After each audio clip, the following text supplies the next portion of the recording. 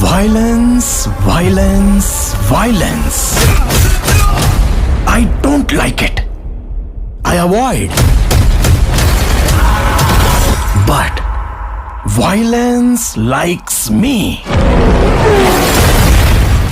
I can't avoid.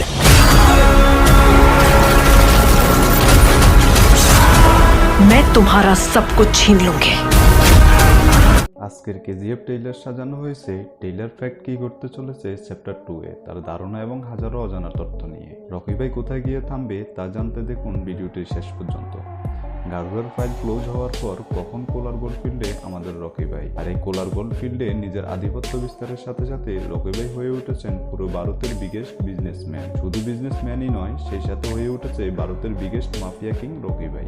Rocky ভাইকে ঘিরে কেজিএফ নির্মাণ হলেও ট্রেইলারে রকি ভাইয়ের এন্ট্রি হওয়ার আগে আমরা দেখতে পাই গারুয়ার মৃত্যুর পর রামিকা শান থেকে শুরু করে এনায়েত খলিলের সব লোকাল মাফিয়াদের নজর এখন কোলার গোল্ডফিল্ডে।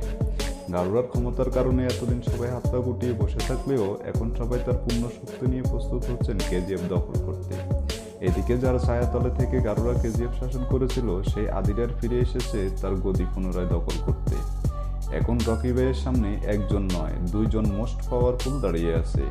তার সাথে রকি ভাইয়ের ভায়োলেন্ট কেজিএফ থেকে ছড়িয়ে পার্লামেন্ট পর্যন্ত পৌঁছে গেছে। ট্রেইলারের শুরুতে আমরা দেখতে পাই রকি ভাইয়ের মাইন্ড গেম বুঝতে কাগজে কলমে গভীর রিসার্চ চলছে। এদিকে শত্রুদের জন্য রকি ভাই আতঙ্ক হলেও অন্যদিকে রকি ভাই কেজিএফে থাকা শ্রমিকদের জন্য দেবতা। গারোয়া রাজ্যতে শ্রমিকদের সাথে যে ব্যবহার করা হতো চ্যাপ্টার 2 এ আমরা ঠিক তার বিপরীত দেখতে পাই। ট্রেইলারের প্রথমে বুঝলাম বাসে প্রাইম মিনিস্টারের এন্ট্রির মাধ্যমে।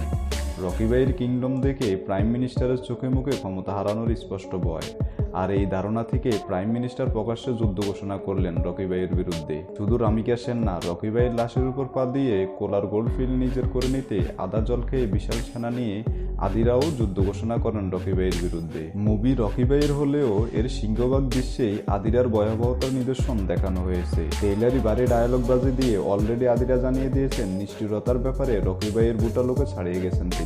আর এই ট্রেইলারের সেই দৃশ্যে রক্তরঞ্জিত রকি ভাইয়ের সিন বুঝিয়ে দিচ্ছে আদিরার সাথে কেমন ফাইট হবে। আদিরাকে খতম করে রকি ভাই তার বিশাল বাহিনী নিয়ে চলে এসেছেন পার্লামেন্টে। ট্রেইলারে রকি ভাইয়ের সিন কম থাকলেও আদিরা ও রামিকা শান ছিলেন ট্রেইলারের প্রাণ। যদিও বলিউডের মুভির ট্রেইলার দেখে মুভির পুরো কনসেপ্ট বোঝা যায়, কিন্তু কেজিএফ দেখে আপনি বিন্দুমাত্র ধারণা ছাড়া আর কিছুই করতে পারবেন না। আর এখানেই মূল পার্থক্য বলিউড আর সাউথ ইন্ডিয়ান মুভি। আর ডিফারেন্সের কারণে রীতিমতো ঝড় তুলতে শুরু করেছে কেজিএফ চ্যাপ্টার 2। স্থানীয় সরকার কেজিএফ চ্যাপ্টার 1কে চালাতে বাধা দিলেও এবার আর কোনো বাধা নেই। ট্রেইলার দেখে এতটুকু বোঝা যায় যে যারা এতদিন বলে এসেছে রকি ভাই মারা যাবে তাদের ধারণা সম্পূর্ণ ভুল। রকি ভাই মারা যাবে না, হয়তো কোলার গোল্ডফিল্ড সরকার নিজের করে নিলে রকি ভাই সারেন্ডার করবে। সব প্রতীক্ষার অবসান ঘটিয়ে সেই কোলার গোল্ডফিল্ডের মহাকাব্য সমাপ্ত হতে চলেছে আগামী 14 এপ্রিল। बिजनेस करेंगे, ऑफर क्लोजेस सून।